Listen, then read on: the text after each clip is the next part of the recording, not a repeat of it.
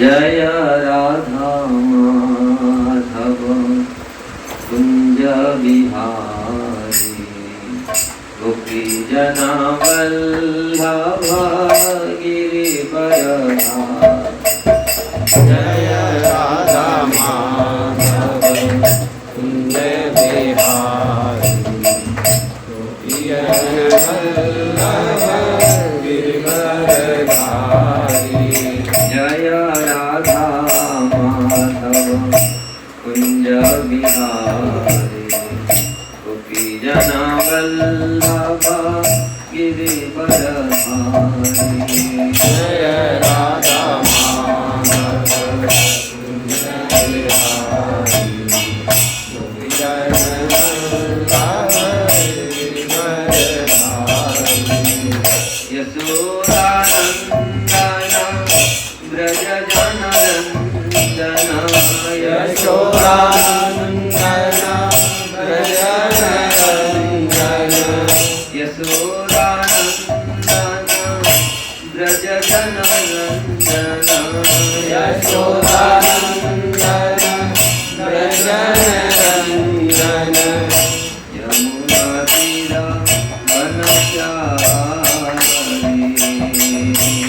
यमुना तीर वनचारी यमुना तीरा वनचारी यमुना तीर वनचारी जय राधा माधव कुंज बिहारी गोपी जना वल्लभ गिरिवर धारी जय राधा माधव कुंज बिहारी गोपी जना वल्लभ गिरिवर धारी जय राधा माधव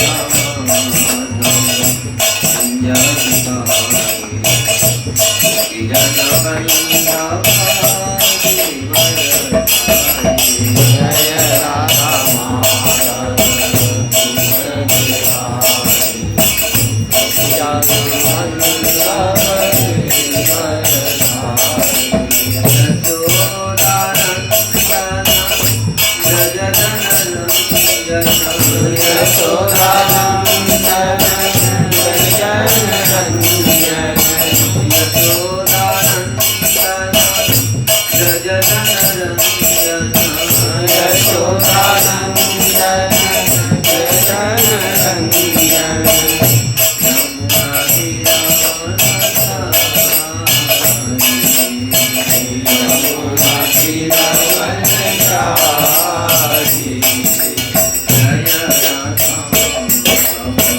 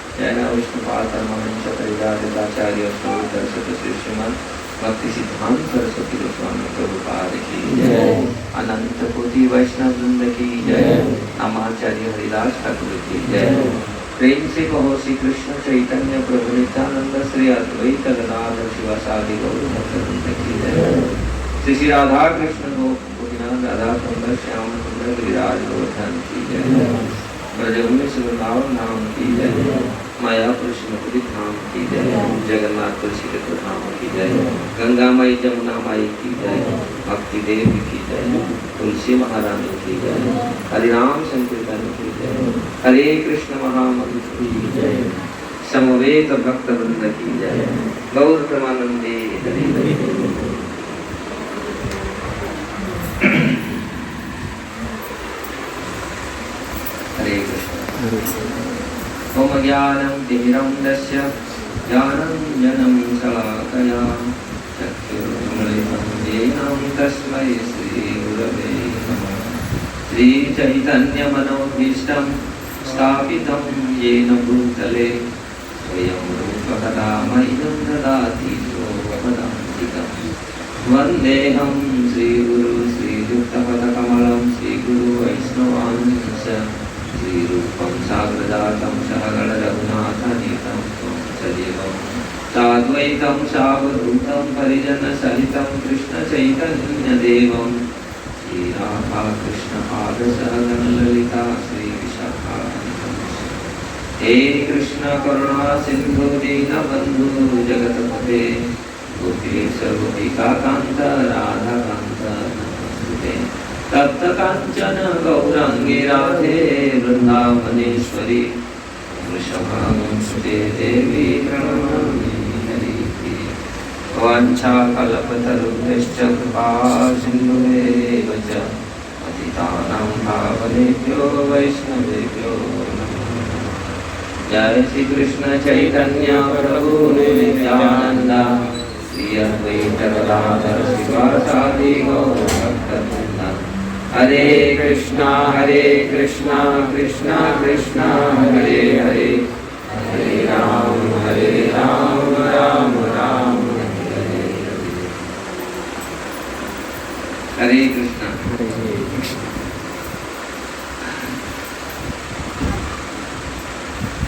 अंतर्राष्ट्रीय कृष्ण भावना उत्साह तरफ से हम लोग आप लोग को सबको स्वागत करते हैं, अभिनंदन कहते हैं, अभिवादन कहते हैं।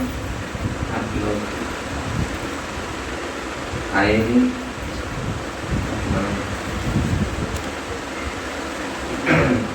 बहुत कीमती समय को छोड़ करके। एक्चुअली आज से 50-60 साल पहले लोग सत्संग को ही कीमती समय मानते थे। और जब शाम को घर में आते हैं और हाथ पाँव धो के स्नान करके जब मंदिर में आते हैं, सत्संग हुआ करता था। शाम को ज़्यादातर लोग अपने कर्म में व्यस्त रहते हैं दिन भर। महाप्रभु भी 500 साल पहले यही किया था। शाम को समय पर सब लोग आते हैं, शाम को इकट्ठा होते हैं। और आजकल तो हर दिन होता था कि हर दिन का सत्संग प्रोग्राम। क्यों? मनुष्य इतनी इंद्रियों इतनी हमारा व्यस्त है विषयों में, वो हमेशा इंद्रियों का काम है विषयों गिर जाना और नीचे जाना। इसलिए सत्संग, हर दिन सत्संग ये ऊर्जा देता था। जो इसलिए नरोत्तम दास ठाकुर कहते हैं, नवीमात्र साधु संग सर्वसिद्धि और साधु संग सर्वशास्त्र और साधु संग करो।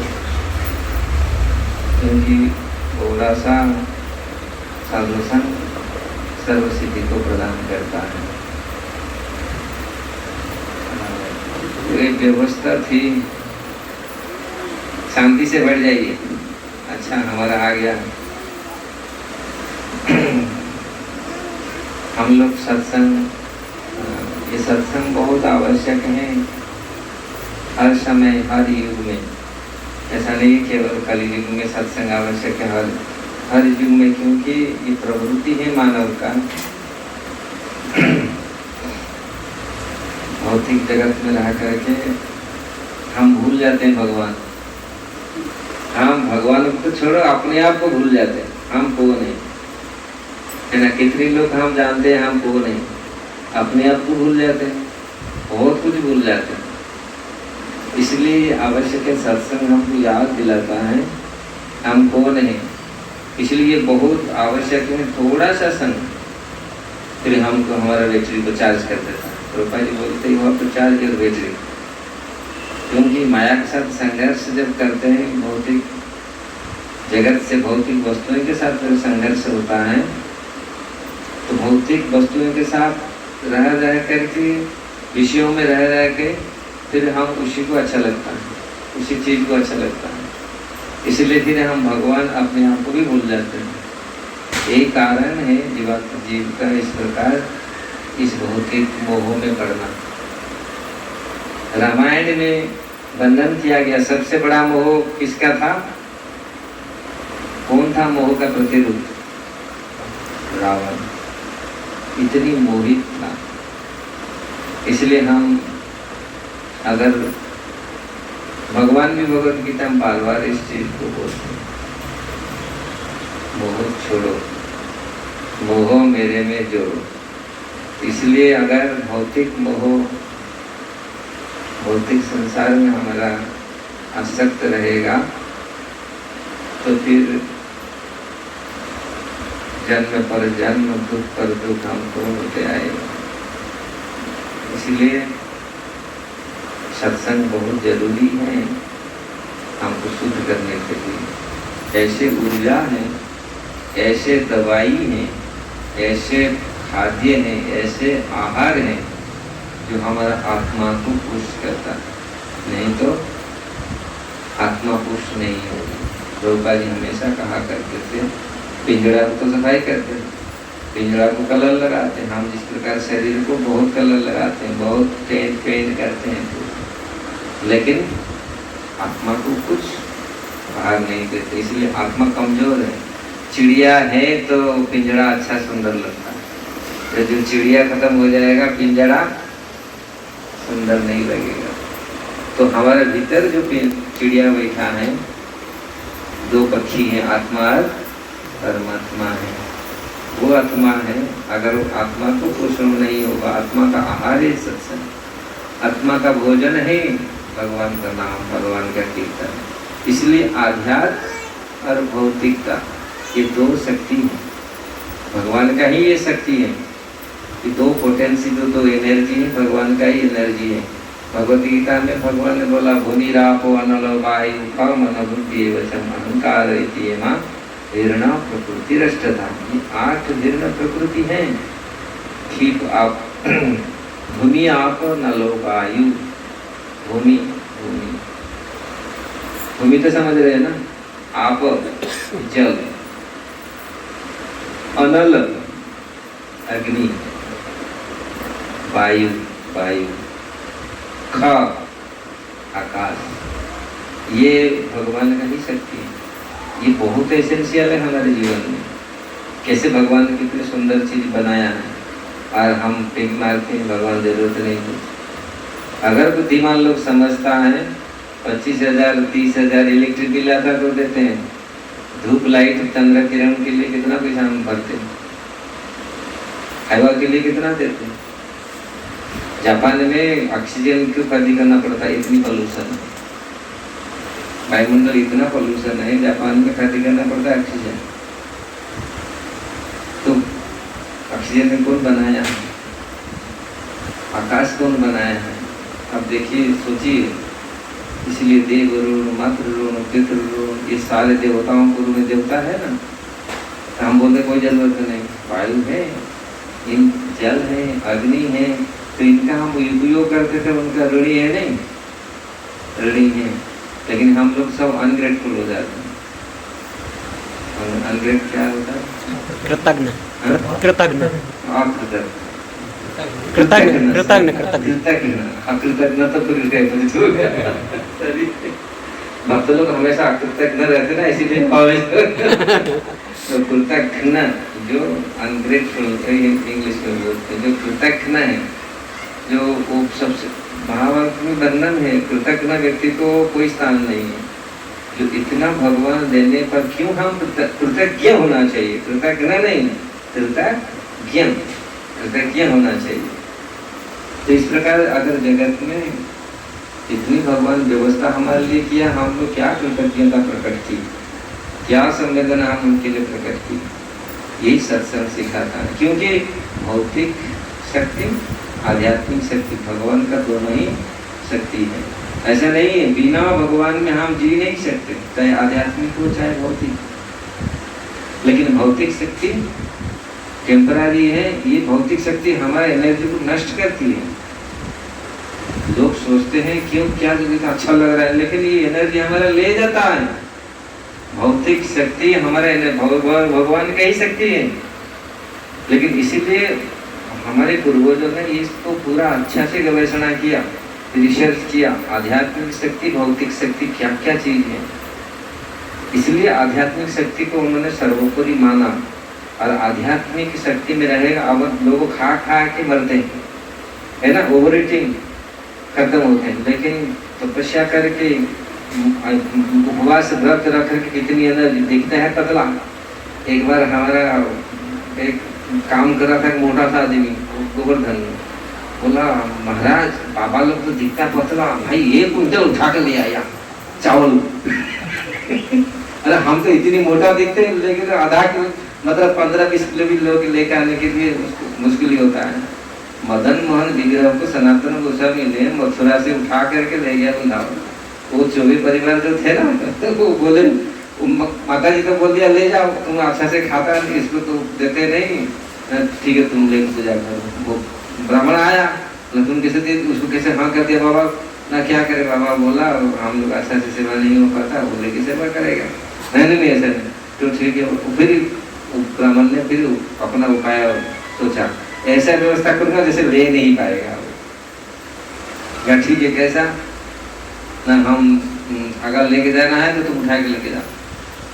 मदन मोहन आप देखो करौली में कितनी, और वो क्या 2-4 चपाटी खाने वाले कौन, गोस्वामी। वो सोचते ये तो ऐसे ही पतला है। Please keep your mobile in silent mode. मेरा तो लगेगा नहीं सर, मैं पहले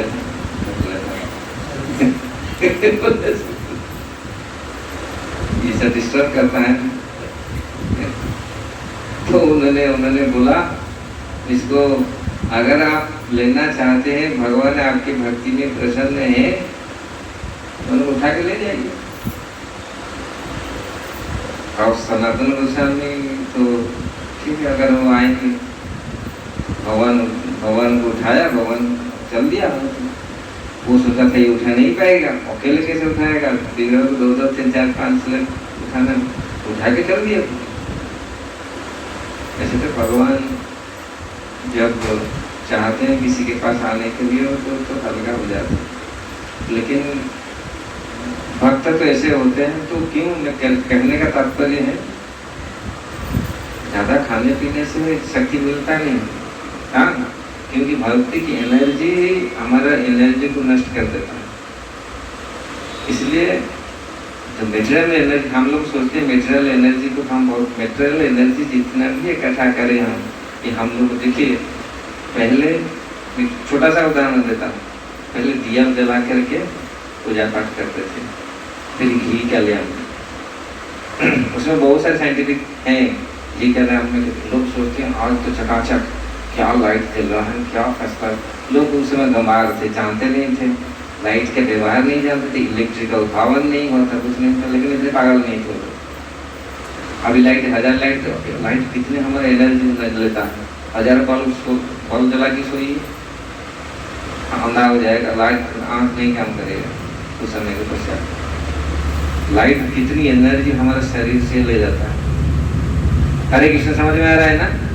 इसलिए पूरा बंद करते थे, पूरा अंधेरा में सोते थे, क्योंकि वो बहुत शरीर के लिए थोड़ा सा लाइट चला तो एनर्जी लेता है। हम लोग सोचते हैं नहीं लाइट ने एनर्जी लाई, ये भौतिक शक्ति है, भौतिक शक्ति हमारा एनर्जी को ले जाता है। हम लोग सोचते हैं, हम लोग सोचते हैं भौतिक एनर्जी है, ये तो हमको बहुत देता है, नहीं। लेकिन आध्यात्मिक शक्ति ऐसा है, बहुत सारे उदाहरण हैं, बहुत सारे घटनाएं हैं, इस प्रकार आध्यात्मिक शक्ति कितनी हमको ऊर्जावान बनाता है। महाप्रभु के ऐसे ऐसे भक्त हुए, 24 घंटा धरती थी। हम 2 मिनट 10 मिनट नाचने से आधा घंटा नाच लिया। हमारा वो एक थे मथुरा में, एक थे ब्राह्मण, वो कोकिल हमारा थे, तो उनके ये में गए, उनके माँ बाप बहन फहन सब नाची लिए शादी में। भाई 2 दिन से उठ नहीं रहे। मैं उनको फोन किया, क्या हुआ ना, मैं मना कर रहा हूँ नाचो मत। शादी में नाच लिया, शादी में नाच लिया और पाँव इतना पीड़ा हो गया और उठ नहीं पा रहे। लेकिन देखो भक्त लोग नाचते हैं पूरी। और वो भक्त था महाप्रभु का 24 घंटा नृत्य करता। ऐसे ऐसे भक्त रहे। क्या उनका शरीर कैसा, क्या कुछ कुछ लोग बोलते हैं क्या अलग शरीर उनका कुछ अलग में बना हुआ था? नहीं, सब तो ऐसे ही शरीर है ना। लेकिन फिर भी देखिए आध्यात्मिक शक्ति की ऐसे ऊर्जा होती है तो इनविजिबल एनर्जी है। इसलिए हमारे पूर्वजों ने, हमारे ऋषि मुनियों ने, हमारे संत, हमारे आचार्यों ने इसको अनुभव किया। ये ऐसा एनर्जी है, ये आध्यात्मिक एनर्जी भौतिक एनर्जी से बहुत हाई पावर है, बहुत गुण में ये। तो इसलिए आध्यात्मिक ज्ञान और आध्यात्मिक सत्संग बहुत जरूरी है। हमारा हृदय को, हमारा मन को, मस्तिष्क को ठीक रखने के लिए आध्यात्मिक शक्ति हमको बहुत आवश्यक है। इसीलिए सत्संग का आयोजन हर समय होता था। ये बैलेंस करता था हमारा, और ये पुष्ट करता था हमारे आत्मा को। आत्मा का ये भोजन है, आहार है। इसलिए हम लोग बलशाली होते थे। 2-2 मिनट में काम क्रोध लोग के वशीभूत नहीं होते थे। अभी 2 मिनट में क्रोध आता है 2 थापड़ देते हैं, है ना।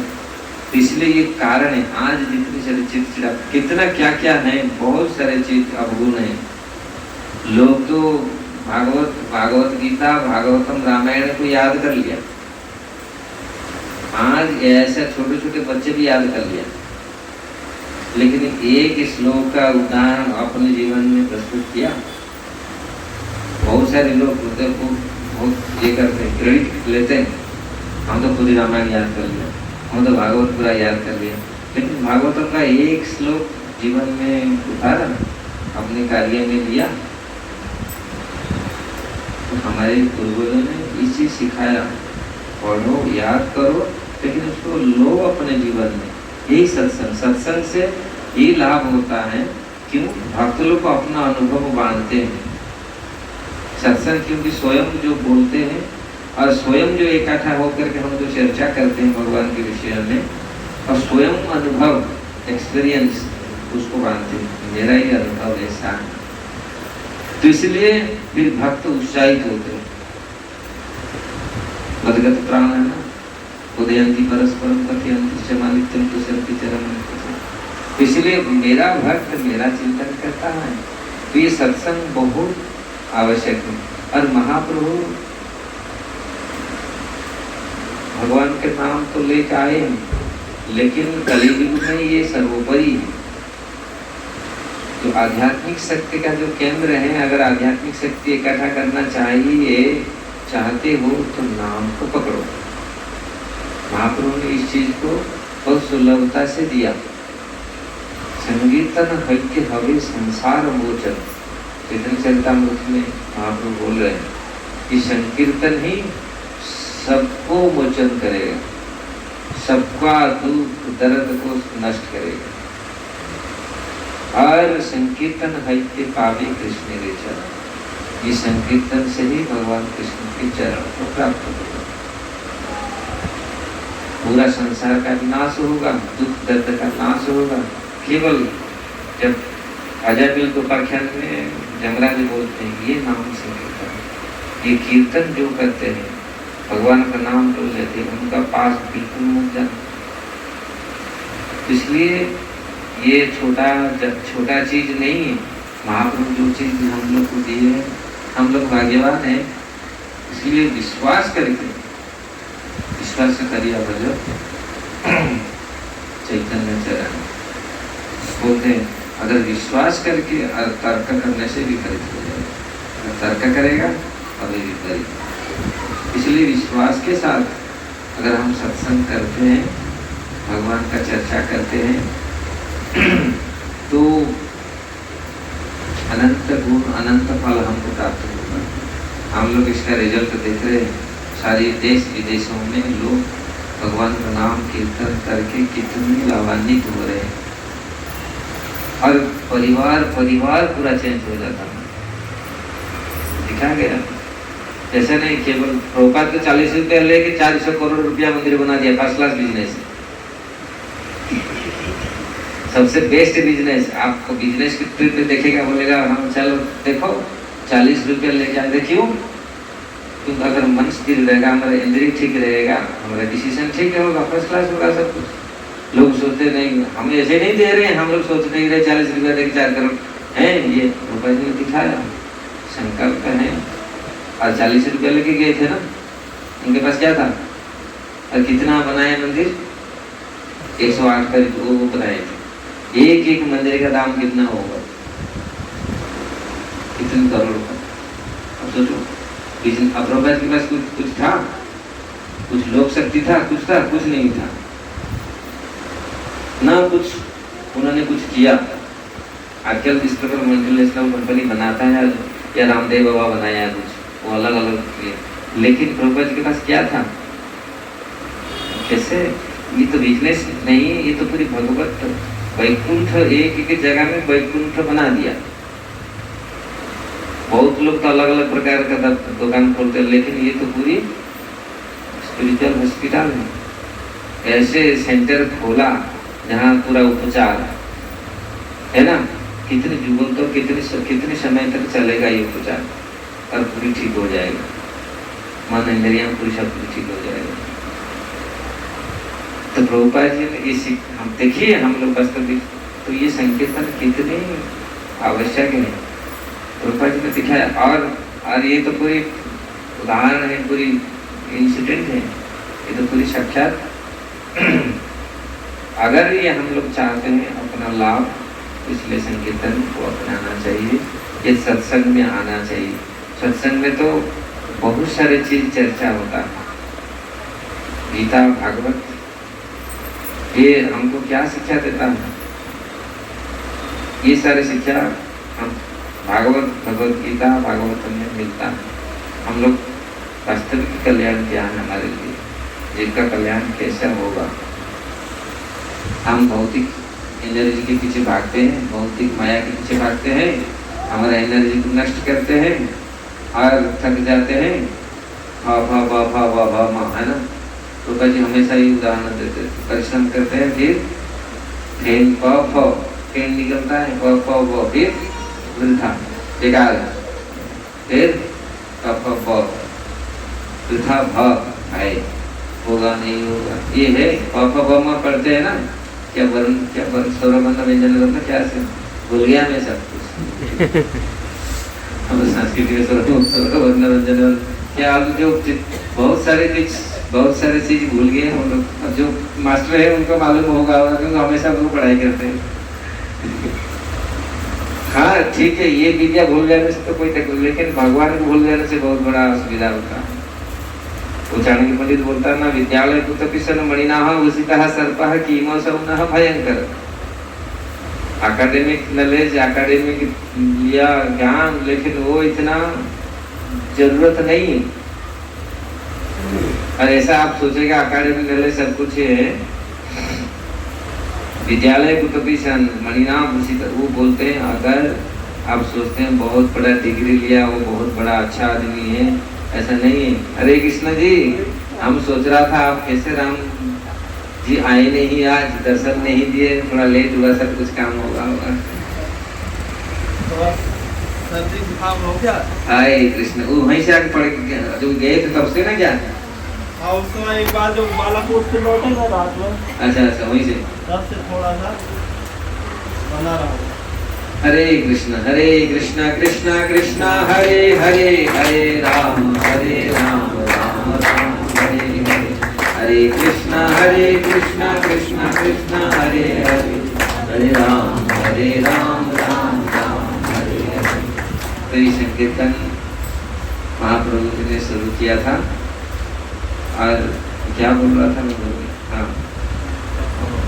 हाँ प अगर परिश्रम वृथा एक मृत्यु, यही जीवन का दशा है। इसलिए अगर हम भौतिक विद्या में कितनी पारंगत है, भौतिक क्वालिफिकेशन हमारा बहुत है, लेकिन अगर आध्यात्मिक विद्या हमारा नहीं है, परा विद्या हम कुछ अर्जन नहीं किए हैं, तो हम वृथा हैं, ये सब कुछ जीरो है। ये हमारे आचार्य लोग बोले। हाँ, बहुत भौतिक विद्या के साथ आध्यात्मिक विद्या बहुत, पहले तो आध्यात्मिक विद्या पढ़ाई करते थे, भौतिक विद्या बहुत कम पढ़ाई होता था। भौतिक विद्या तो देख के लोग सीख जाते थे, अपने जिसका कृति पर कार्य तो देख के सीख जाते थे, लेकिन पढ़ाई होता था आध्यात्मिक विद्या।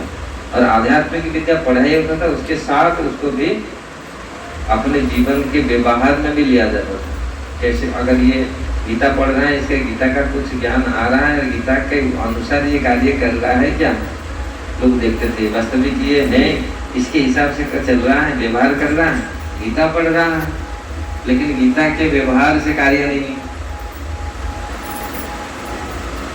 रावण का तो यही तो उल्टा था, जानता था सब कुछ, लेकिन करता था उल्टा।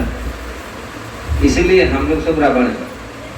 हे कृष्ण, सब बोले हम लोग रावण है। महाराज भी रावण है। हाँ, जो भी कोई भी, क्योंकि हम लोग अगर वो शास्त्र को पढ़ करके अगर अपने जीवन में व्यवहार में हम इसको नहीं लेते हैं, तो रावण मोह है, जानते हैं ये मोह है, फिर रावण का ही द्योतक है। इसलिए साधु, अगर हम जानते हैं शास्त्र, उसी को अपने जीवन में उतारना चाहिए। इस प्रकार हमारे संत आचार्यों ने हमारे इस चीज को अपने जीवन में उतारने के लिए उन्होंने कहा, केवल पढ़ना नहीं है, उसको उतारना। केवल अकेडमिक नॉलेज हो जाता है आज, लेकिन अकेडमिक नॉलेज में, भौतिक नॉलेज में, वो लोग भौतिक नॉलेज जो भी है वो चरित्र को गठन करने के लिए नहीं है। भौतिक नॉलेज जितना फिजिक्स, केमिस्ट्री, मैथमेटिक्स हम लोग पढ़ते हैं, वो चरित्र गठन करने के लिए क्या इसमें है? वो केवल पेट के लिए, खाली खाना पूर्ति के लिए है, चरित्र गठन करने के लिए नहीं। चरित्र तो गठन होगा, व्यवहार गठन होगा हमारे शास्त्रों में। लोग कभी प्रश्न करते हैं कैसा अरे मैं चाइना में क्लास दे रहा था, चाइना में के माता जी ने प्रश्न किया, वेद, 4 वेद में क्या लिखा है मुझे बताओ, शॉर्टकट 4 लाइन में, 1 लाइन में बताओ 4 वेद में क्या है। मैं बता रहा था ना उस दिन ना, तो ये गुरुवार में था, मैं डेली हम से 2-3 दिन देता हूँ ऑनलाइन क्लास, उसमें उन्होंने माता जी ने प्रश्न किया 4 वेद में क्या है, 1 लाइन में बता दीजिए। मैं बोला ठीक है, तुम समझ लो, 1 लाइन में बता देता हूँ। 4 वेद में 4 चीज बताया गया, नहीं 3 चीज, कर्मकांड, ज्ञानकांड, उपासना। समझ लो तुम क्या मतलब, कर्म और ज्ञान और उपासना, ये 3 चीज वेदों का यही विषय है। उसी को इनडायरेक्टली वर्णन किया गया है। ज्ञान कांड में क्या है, ज्ञान भी बताया गया है, कर्म तो पूरा ही है कर्मकांड, फिर उपासना करना, मैं बोला उपासना करना ही भक्ति है। यजुर्वेद में भगवान सामवेद में पूरी वर्णन है, स्तुतियां, भगवान का श्लोक, स्तुति, स्तव, स्तुति सारी उपासना कांड है। और ये सारे कर्मकांड और ज्ञान कांड है, उसको ढूंढो कैसे। मैं फिर आप बोला था 1 लाइन में मैं बोल दिया, क्या मैं बोला था, इधर क्यों आया आप, जरा मुझे जो अटेंटिवली सुनते हैं वो ये करेंगे। मैं क्या बोल रहा था? हाँ नहीं, ऐसे क्यों, लेकिन इससे पहले में क्या बोल रहा था? इससे पहले आप बोल रहे थे भौतिक ज्ञान और आध्यात्मिक ज्ञान, भौतिक ज्ञान। तो भौतिक ज्ञान वास्तव में हमारे चरित्र को ठीक नहीं कर सकता, हमारे चरित्र को, क्योंकि ये भौतिक ज्ञान जितना अकेडमिक नॉलेज है, हाँ शरीर रक्षा के लिए, शरीर के निर्वाह के लिए है, लेकिन आत्मा का निर्वाह के लिए आध्यात्मिक ज्ञान बहुत आवश्यक है। और व्यवहार के लिए भी आध्यात्मिक ज्ञान बहुत जरूरी है, क्योंकि वैष्णव व्यवहार कैसे करता है, अगर व्यवहार कैसा होगा, अगर आध्यात्मिक लोग आध्यात्मिक चेतना में आता है तो उसका मन, उसका मूड, उसका व्यवहार, बिहेवियर सब ठीक होगा। भौतिक ज्ञान होने पर अगर उसका आध्यात्मिक ज्ञान नहीं है, उसका व्यवहार, उसका भावना पूरा उल्टा है। ये दिखा गया, उसका पूरी पशु जैसा व्यवहार होगा। देखे हम लोग, क्योंकि उस मन में भावना, ऐसे भावना नहीं है।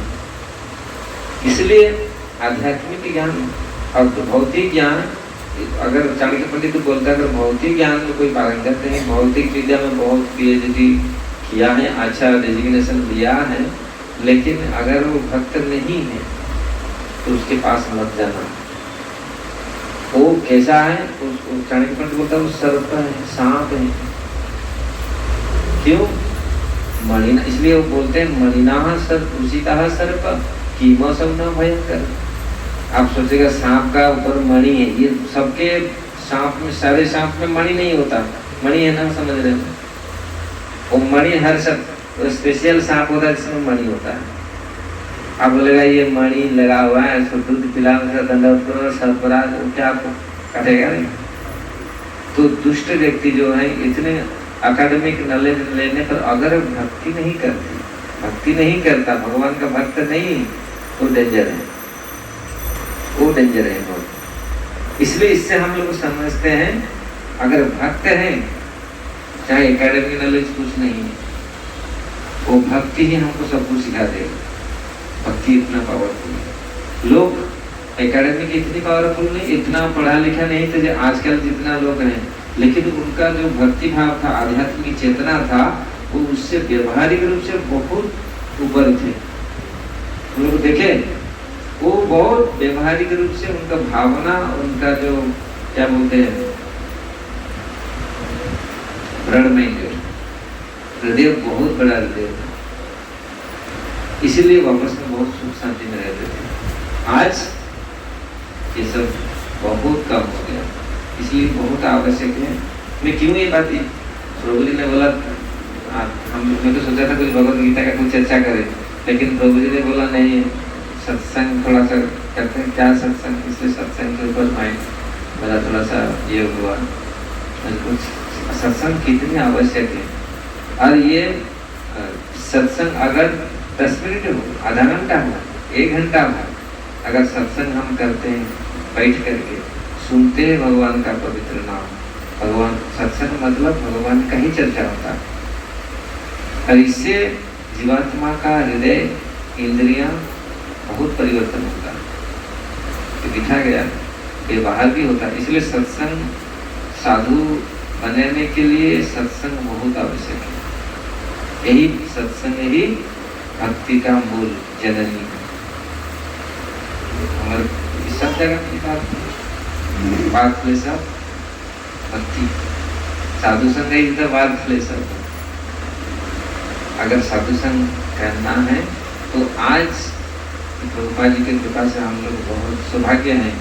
आज रविवार में आप लोग आइए, छोड़िए मत, एटलीस्ट कम से कम बैठ करके कुछ समय तक तो भगवान का, हाँ अच्छा नहीं लगता थोड़ा बहुत, पहले थोड़ा सा ये होता है, लेकिन धीरे धीरे, हमारा इंद्रिय शुद्ध नहीं है, इसलिए उसको हम पकड़ नहीं पाते, अच्छा नहीं लगता। लेकिन फिर भी हमारा आत्मा अगर मछली हो तो पानी उसका आध्यात्मिक पानी, अगर भौतिकता है दंडलप गदा, मछली को दंडलप मखमल बेड में लाके रखेगा, वो मर जाएगी, है ना, कितना दिन तक रहेगा। तो मछली को जिस प्रकार ला के रख लेते हैं, ये स्वाभाविक नहीं है। हम लोग कुछ भौतिकताओं में दौड़ रहे हैं, वो ऐसा है, लेकिन पानी मछली का जीवन है। आध्यात्मिक भगवान का भक्ति ही हमारा जीवन है। अगर हम इससे निकल के जाते हैं, जितना दूर जाएंगे इतना कमजोर होते जाएंगे, इतना हम निर्जीव होते जाएंगे, हमारा जीवन शक्ति घटते जाएगा। अगर जितना हम भगवत भक्ति में रहेंगे, इतना हमारा सशक्त रहेंगे। इसलिए भक्ति, और खास करके प्रभुपाद जी ने महाप्रभु का जो कीर्तन, महाप्रभु का जो संकीर्तन आंदोलन शुरू किया, भगवान का कीर्तन, बैठ के भगवान का कथा वचन, भगवद गीता, भागवतम, भगवान का लीला, अगर इसको श्रवण करते हैं, मनन करते हैं,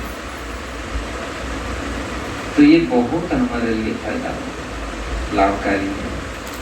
अगर हम अपना कल्याण चाहते हैं, करोड़ जन्म में कब होगा देखो, इतना इंटेंस मतलब एक निष्ठ भक्ति ये तो मालूम नहीं है, लेकिन शुरू तो हो। एक बार शुरू होगा तो फिर राधा गोविंद महाराज कहा करते थे, एक बार बाईपास में आ गया कोई ना कोई मिल जाएगा।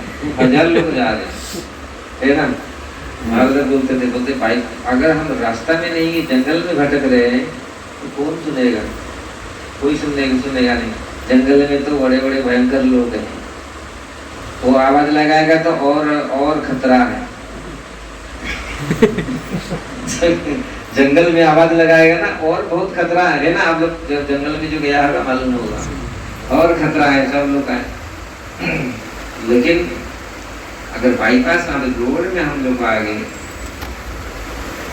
रोड मतलब ये परंपरा में जुड़ गए हम लोग, भगवान के भक्ति में धारा में पड़ गए, तो फिर चले।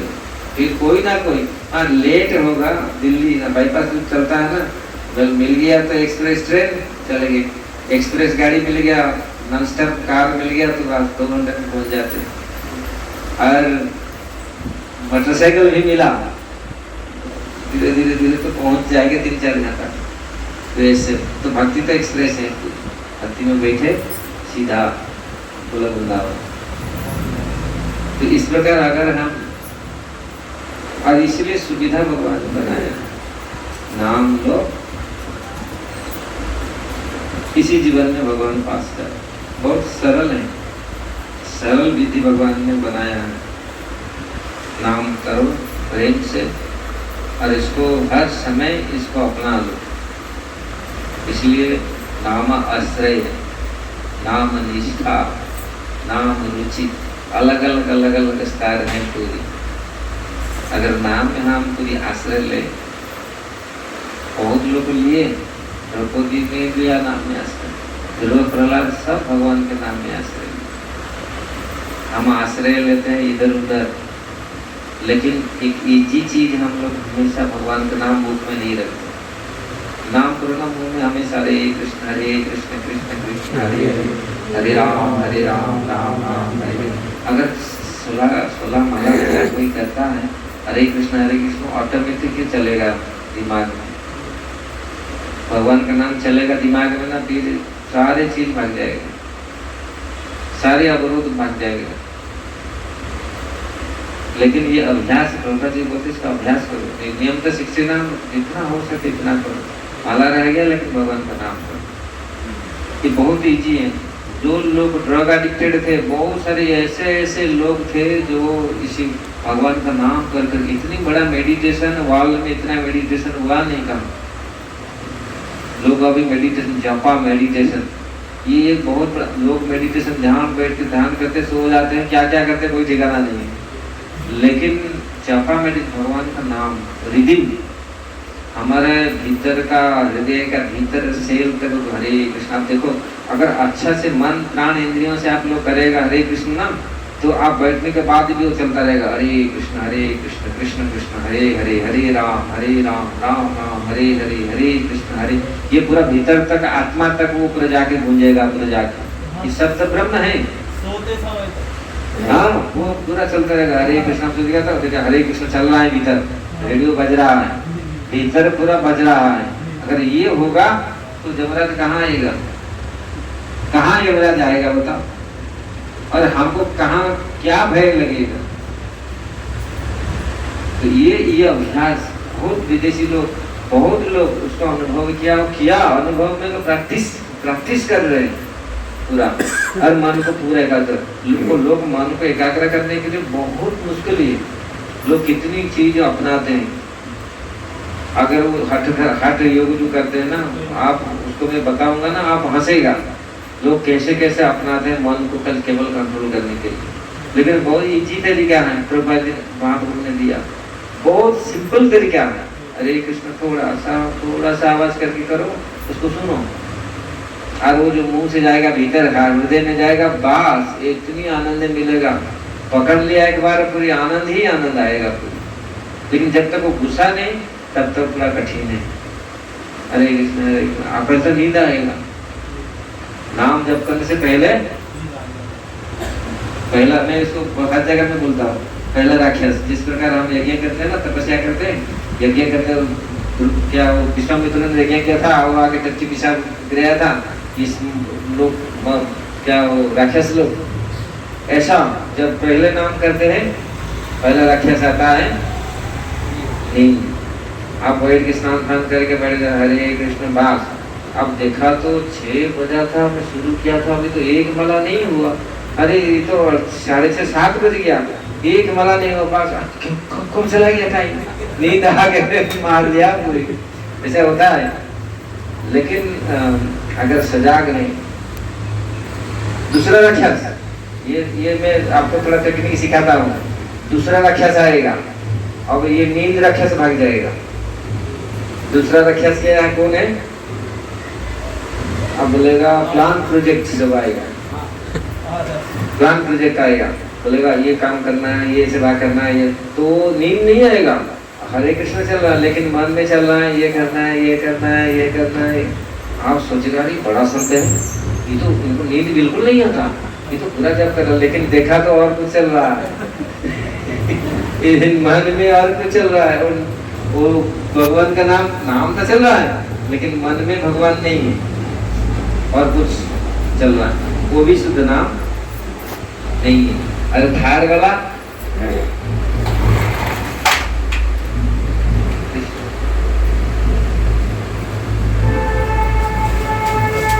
ये राक्षस रहेगा, फिर तीसरी राक्षस आएगा नहीं। तीसरी राक्षस आएगा, हरे कृष्ण, बैठ जा, बैठ विषम देना, विषम नहीं है ना,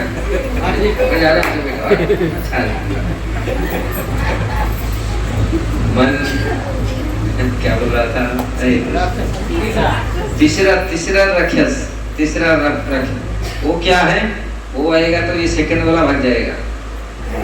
ये वैसे शॉर्टकट से ऐसे में बताया। तीसरा वाला क्या है?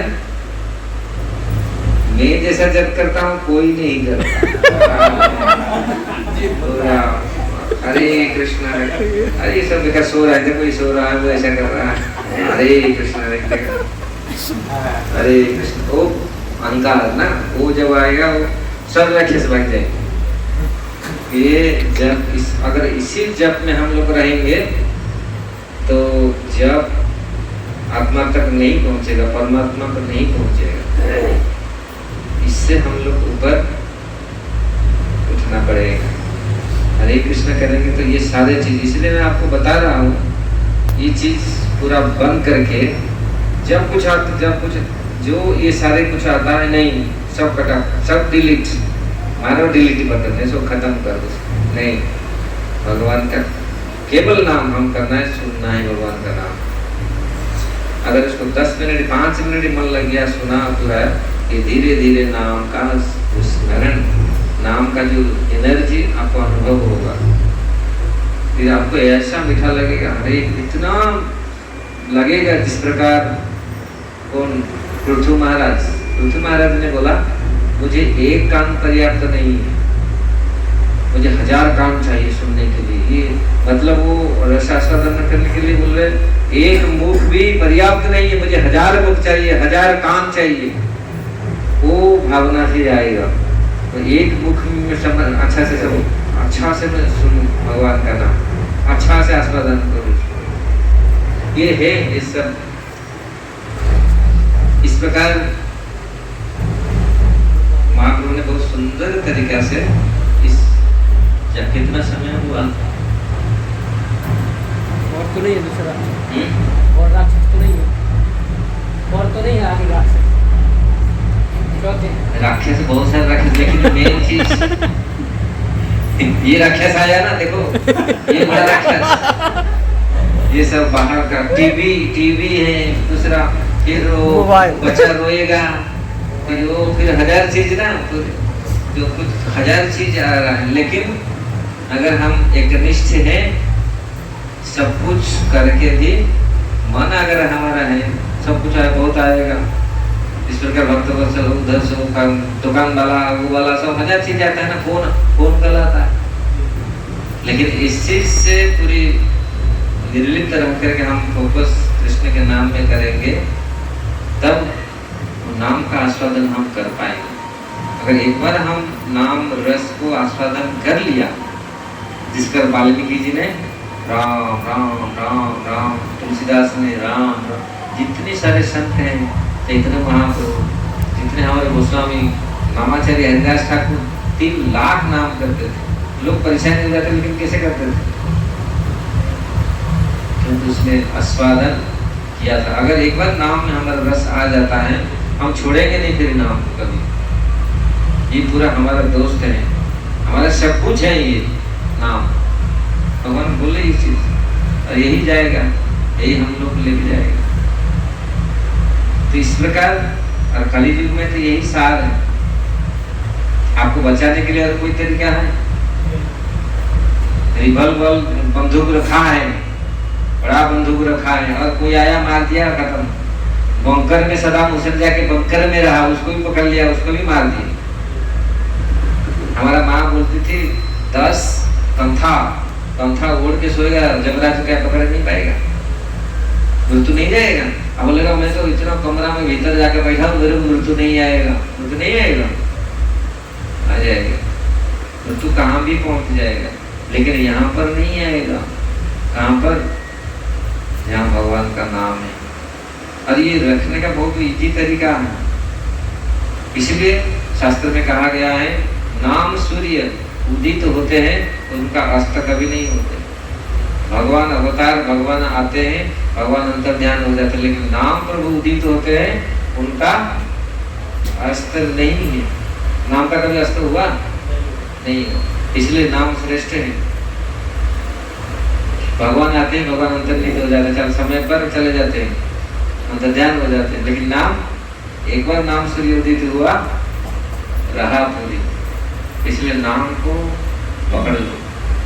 नाम को कैसे भगवान से प्रार्थना करो, आपका नाम, महाप्रभु यही बात बोलते हैं, अनुराग हो, नाम में अनुराग हो। और ये बहुत मतलब सरल तरीका है। नाम सब कुछ प्रदान करेगा, सारे सब कुछ मिल जाएगा नाम, अगर हम नाम करते हैं। लोग सोचते हैं ये नाम क्या है, इसमें पूछ रखा है, पढ़ना, ये करना, वो करना, देखना, लेकिन इसमें सब कुछ है अगर हम नाम को अच्छा से करें।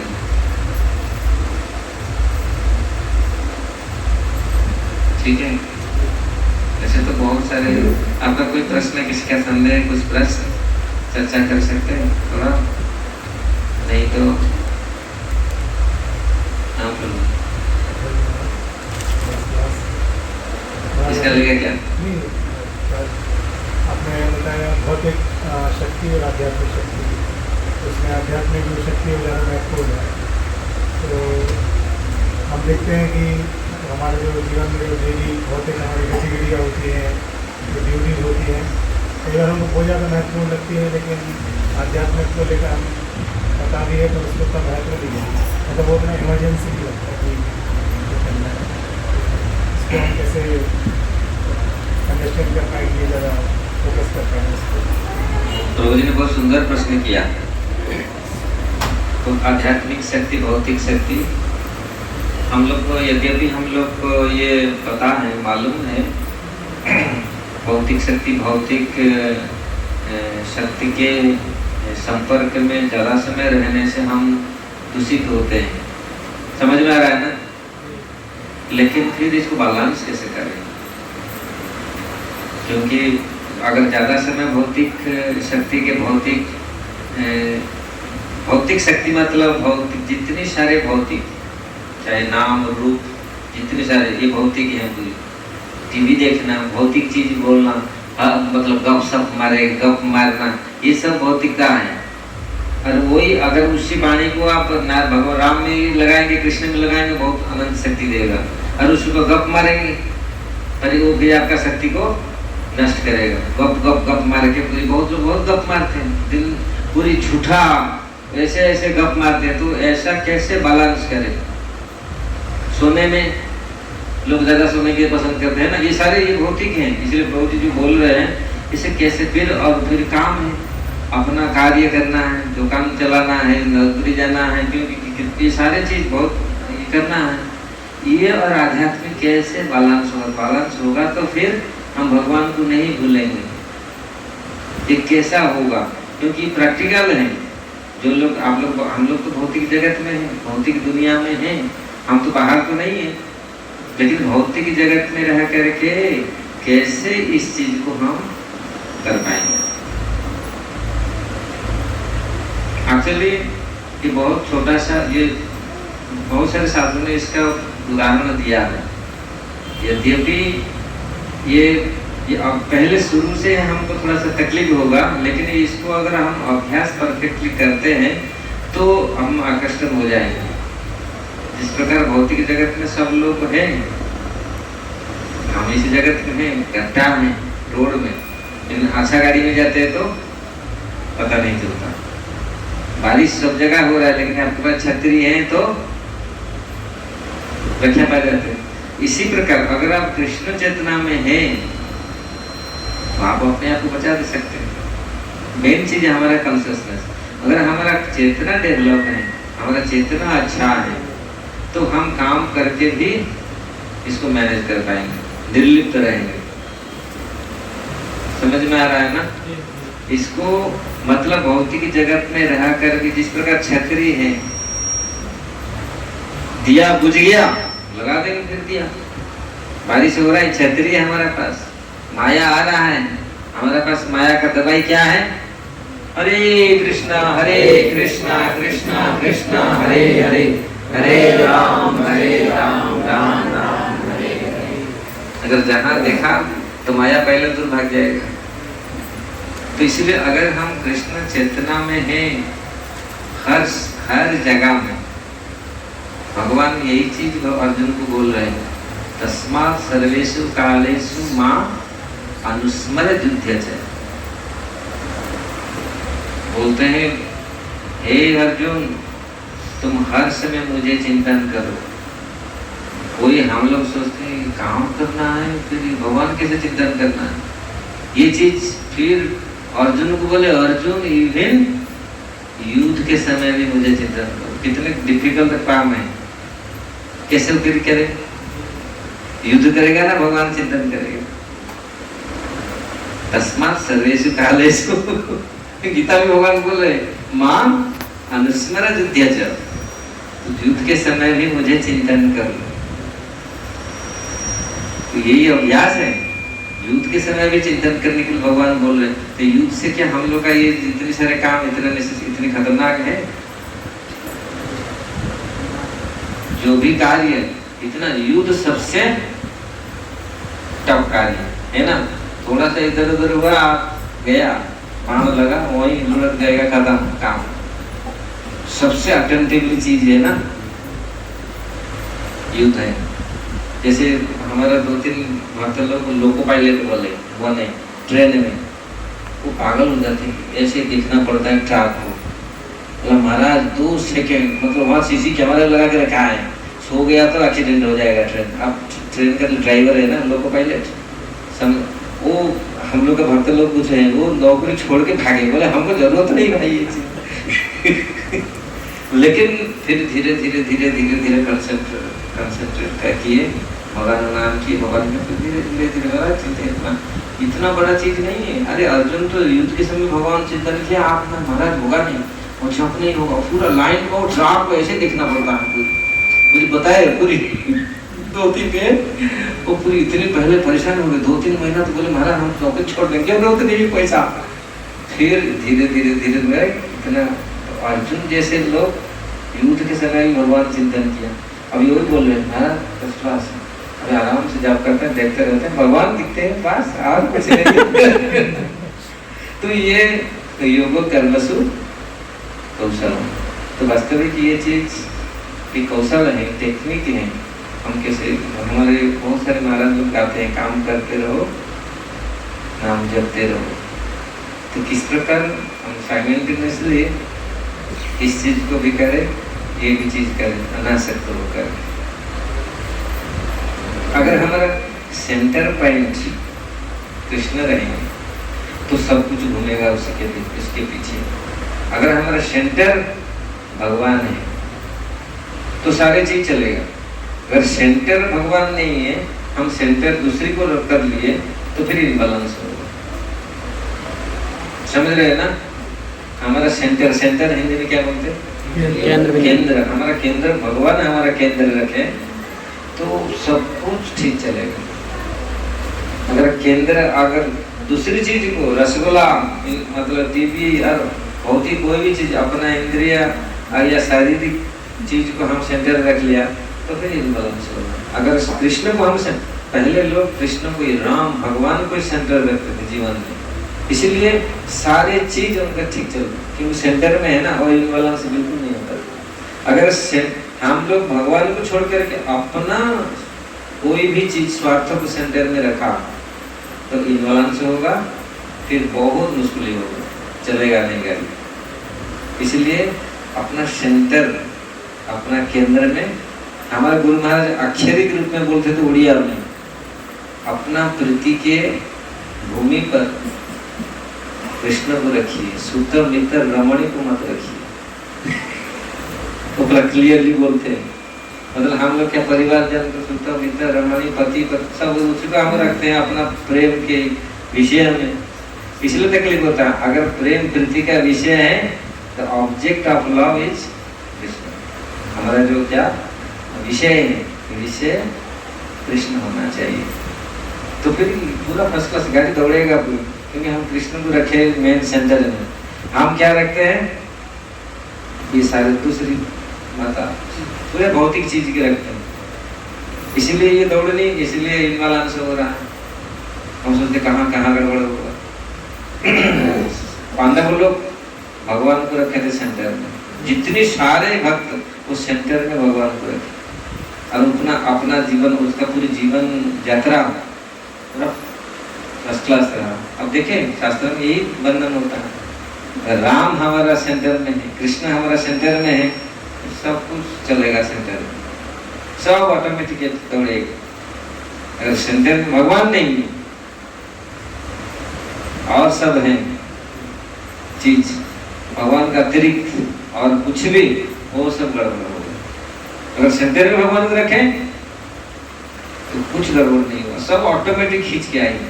सब ऑटोमेटिक जो भी जितना भी तक हमारे ऊपर दुखी है, सुख में घर परिवार दुखी है, माँ बाप दुखी, सब कोई भी कुछ भी हो, वो सब ऑटोमेटिक, क्योंकि हम सेंटर में भगवान को रखें।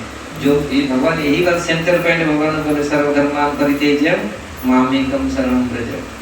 अगर मैं सब कुछ हूँ, मुझे सेंटर में रखा, आज समय सामयिक रूप में कोई असंतुष्ट है, कुछ ये तो, लेकिन ऑटोमेटिक फिर लास्ट में सब ठीक में आ जाए, क्योंकि हम सेंटर में रखे भगवान।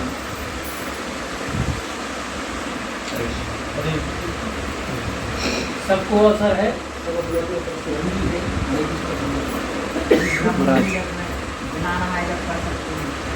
अच्छा, वो बोल रहे हैं ब्रह्म मुहूर्त में बिना नहाए जप कर सकते हैं। हाँ जप कर सकते, जब तो कैसे भी जप कर सकते, लैट्रिन में बैठ के भी जप कर सकते,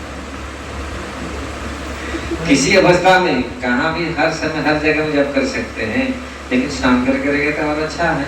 अगर नहीं है मुंह हाथ धो करके जप कर सकते हैं। कोई नियम काल कुछ नहीं रखा, स्मरेण कालम यथा नामनामकारी बहुधा सर्वशक्ति तत्रार्पित नियमितम स्मरणेन कालम। इसको करने के लिए कोई नियम कुछ नहीं रखा, ऐसा समय करना, ऐसा समय करना, ऐसा समय करना। वो लोग बोलते हैं ना बाहर कथा का, एक व्यक्ति ने समय नहीं होता, उसको बोला है तुम समय, मुझे कल समय होता है लैट्रिन में पेपर पढ़ता हूँ और वही उस समय राम राम राम पढ़ता। ठीक है, उसका गुरु बोला है ठीक है लैट्रिन में ही कर, सुना है आप लोग? राम राम राम राम कर, हनुमान जा रहे तो लाठी में कौन कर रहा है, तो एक मारे दूसरा टाइम नहीं मिला, किधर जगह लाठी में कर रहा है राम। बात ये है कि लैपटॉप में ही बहुत आगे थे, इसलिए जॉब होगा भी करते हैं। तो फिर वो जब राम के पास पहुंचे, राम का पीठी फूला हुआ है, बोला प्रभु जी आपका पीठ के ना तुम जो मारा था उसको घुसा, वो बचता लैट्रिन में जो कर रहा था राम राम। हरे कृष्ण, हनुमान जी का बहुत दुख हुआ। राम नाम लेते तो भगवान तो वहीं उपस्थित रहते हैं ना, इसलिए हर जगह हर समय हमारा प्रीति होना चाहिए भगवान का। लेकिन फिर भी हम लोग स्नान करके करेंगे तो अच्छा, नहीं तो नहीं है तो भगवान। अगर हमारी इच्छा जगन्नाथपुरी में वो माता जी ने कर्माबाई ने बिना नहाए भजन उठाया। भगवान को भूख लगा था, बोल रहे हैं भाई मैया जल्दी जल्दी मेरे को भूख लग रहा है, राम कितना वो शाम को खाता हूँ और जल्दी। जगन्नाथ जी ऐसे ही खाते, भूख बहुत उनका है। तो बिना नहाए ना चलेगा, वो बिना नहाए बने सब। उसका गुरु आके देखा, अरे तू बिना नहाए, गुरु महाराज क्या कर रहे हैं, बिना नहाए तो बनाता है। जगन्नाथ जी का लेट हो रहा है फिर, लेकिन जगन्नाथ जी का जब एक बार जगन्नाथ जी जल्दीबाजी से खा करके चले गए मंदिर, देखा तो खिचड़ी लगा हुआ है। गोंदा देखा, पुजारी से बाहर देखा, क्या ऐसा ऐसा ऐसा हुआ। समय नहीं हुआ उसको जल्दी, क्योंकि देर हो गया था। पहले तो सुबह सुबह बना के दे देता था, अब फिर नहा के दे रहा है तो टाइम लग रहा है सब। छोड़ो, ये मेरा ये नहीं था, चर्चा हो गया। और कर्माबाई ने भी ऐसा किया था, तो इसलिए भगवान बोलते हैं पत्रम पुष्पम फलम तोयम जो में भक्ता प्रयच्छति। पत्ता, फूल, पानी थोड़ा सा ऐसा नहीं तो इतना होना, इसमें केवल उन्होंने लगाया विशेषण भक्ति, भक्ति और कोई विशेषण नहीं लगा। एक पत्ता तो थोड़ा सा पानी दो, फल तो कोई भी फल दो। अगर भक्ति में कोई अर्पण करता है, ऐसा नहीं है कोई भी ये लोग अर्पण करना चाहिए, ऐसा नहीं करना चाहिए, नहीं, कोई भी अगर व्यक्ति देता है भक्ति होना चाहिए। नहीं, भक्ति में अर्पण किया तो उसको स्नान रहता है, इसको ग्रहण करता। और कोई अच्छा जोगेंद्र, मुनिंद्र बताओ।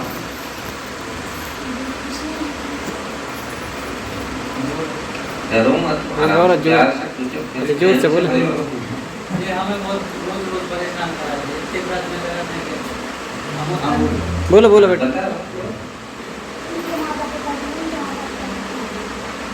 हाँ?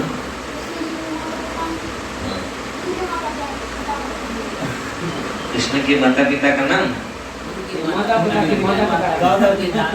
दादा दादी। दादा का नाम? अच्छा, वासुदेव जी के पिता का नाम था देवमीढ़ था, देवमीढ़। फिर अजामिल है, नाम है, ऐसा नहीं नाम नहीं, नाम है सबका। उनके माँ बाप का भी नाम, किसी यशोदानंद बाबा का उनके माँ बाप का भी नाम है। पर्जन्य महाराज, पर्जन्य बाबा, फिर इनका नाम सूरसेन था। इनके पिता वसुदेव के पिताजी का नाम था सूरसेन, सूरसेन पिताजी का नाम था देवमीढ़। समझा? याद आ गया ना? क्या नाम था वसुदेव के पिताजी का? क्या नाम? सूरसेन। और उनके पिताजी का नाम देवमीढ़। हो गया? उनके माता पिता हैं, वही तो क्वेश्चन है। क्यों पूछा? मन में ऐसा आया है। और कोई प्रश्न?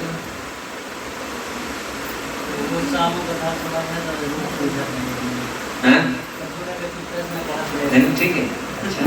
प्रश्न माइंड में जो प्रश्न आता है तो उसको करना तो भगवान, मतलब बच्चों के मन में जितनी प्रश्न होता है उसका अच्छा है, क्योंकि जितनी आता है जानने के लिए अच्छा है, बोलना चाहिए। अगर याद है तो बोलना चाहिए, शास्त्र में है सर। भगवान का माता पिता है तो होता है क्या? भगवान तो सबसे है, भगवान का माता पिता, भगवान को सब, भगवान तो सबको जन्म दिए, भगवान को भी कोई जन्म देता है, ऐसा है क्या? तुम्हारे लिए प्रश्न। हाँ हैं? भगवान सबको जन्म दिया है ना? भगवान को कौन जन्म दिया?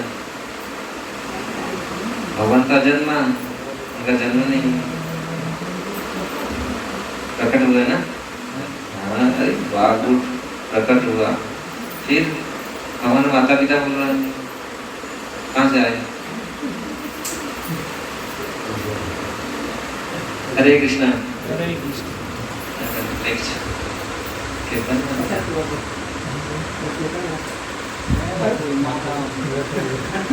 बताओ, अगर प्रश्न है कुछ?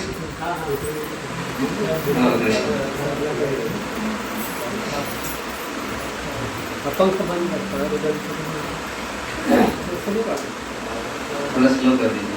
महाराज जी, जैसे भगवान से जुड़ने के लिए ग्रंथ में ये सहारा है कि जन्म मृत्यु जरा व्याधि, इससे मुक्त होने के लिए फिर हम भगवान से जुड़ते हैं।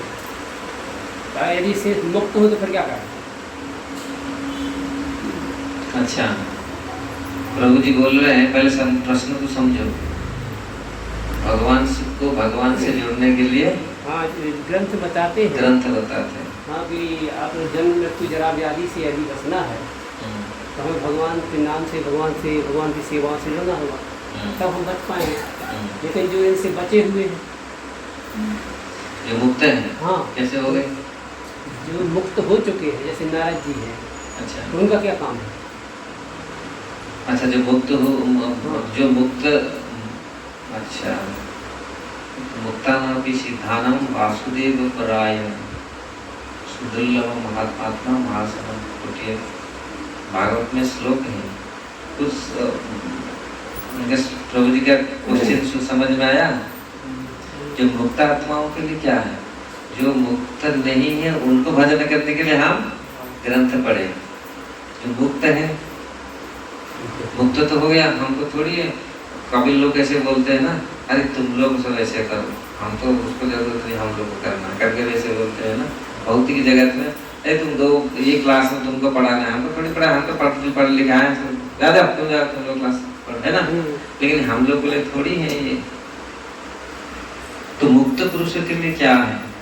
ये पूरा श्लोक भी मुक्तानाम अपि सिद्धानाम वासुदेव परायण सुदुर्लभ महात्मा कोटिशुके महान। तो मुक्त आत्माओं के लिए भी, मुक्त आत्माओं भी भगवान वासुदेव का पारायण करते हैं, भगवान का नाम लेते हैं। ऐसे नहीं है मुक्त आत्मा ही वासुदेव को नाम ले सकते हैं।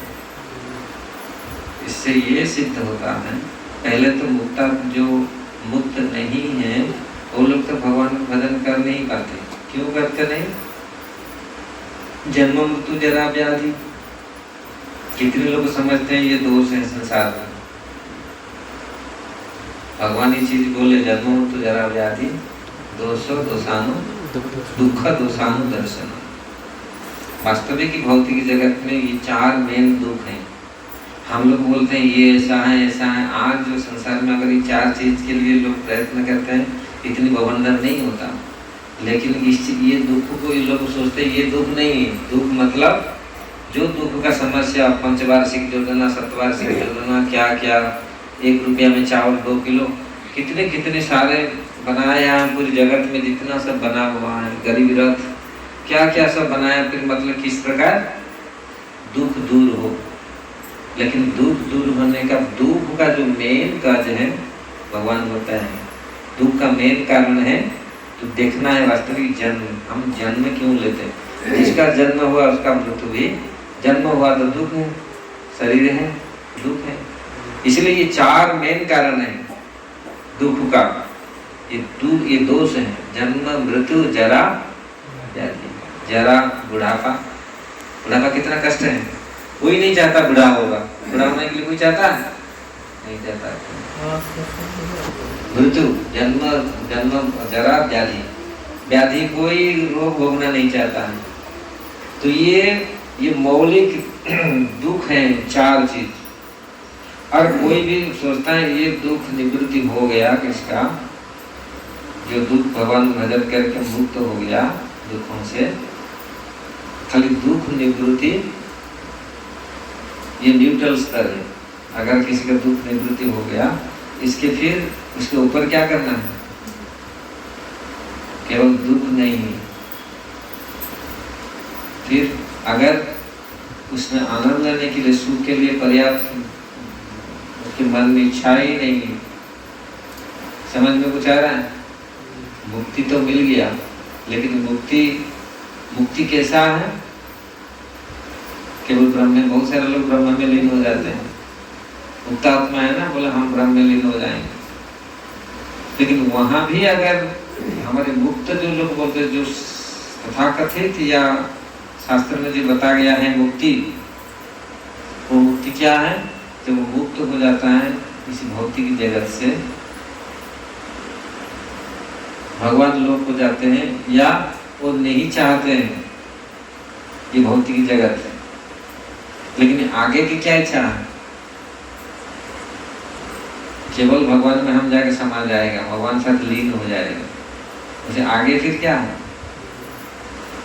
ये चीज भागवत में वर्णन किया गया है। अगर किसी का इच्छा है, हम बहुत लोग बोलते हैं हम भगवान में समा जाऊंगा, भगवान बन जाऊंगा, ब्रह्म में लीन हो जाऊंगा, ऐसे ना 108 ब्रह्म लीन महामंडलेश्वर ऐसे। तो भगवान, लेकिन अगर ब्रह्म में लीन हो जाना ये सुख है, ये इतना सुख नहीं है जितना भगवान के भक्ति में, भगवान की सेवा में सुख है। तो मुक्ति एक न्यूट्रल स्तर है, उससे आगे भी और अनंत सुख मिलेगा। जिस प्रकार माँ को कोई बोलेगा, माता जी आप मेरे को क्यों गर्भ से निकाल दिया, आपको मुझे भी गर्भ में रखो। जिस बार भगवान को हम बोलते प्रभु आप क्यों, हम आपको, आप मुझे, हमको फिर आप में भीतर घुसा दो, भगवान तो कर सकते हैं, लेकिन वहां पर जीव सुख नहीं रहता। जब जीवात्मा आता है फिर भगवान का सेवा करता है, जैसे वही जीव आता है, बेटा बेटी सेवा करते हैं, वहां तो माँ भी सुख मिलता है, फिर बेटा को भी सुख मिलता है। तो ब्रह्म सायुज्य मुक्ति, जो ब्रह्म में लीन हो जाते हैं, भगवान में शरीर है, हम भगवान बन जाएंगे, भगवान कोई नहीं बनता। भगवान ऐसे करते तुम आ जाओ, इंडिविजुअल फील रहता है उसी के।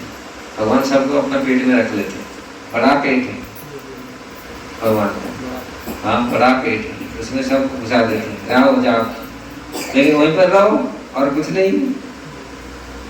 लेकिन इससे अनंत पूर्ण सुख मिलता है। माँ के पेट में अगर सुखदेव गोस्वामी रहे 16-17 साल,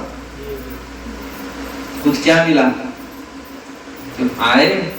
तो इसीलिए जो सेवानंद सुख, भगवान कृष्ण भक्ति का जो सुख, ये ब्रह्म सुख से अनंत गुना अधिक है। तो जो मुक्त अवस्था जो होता है ये न्यूट्रल अवस्था है। अगर इससे और आपको चाहिए आनंद तो भगवान का सेवा में जो आनंद है, इसलिए सेवानंद के सामने ब्रह्मानंद तुच्छ है।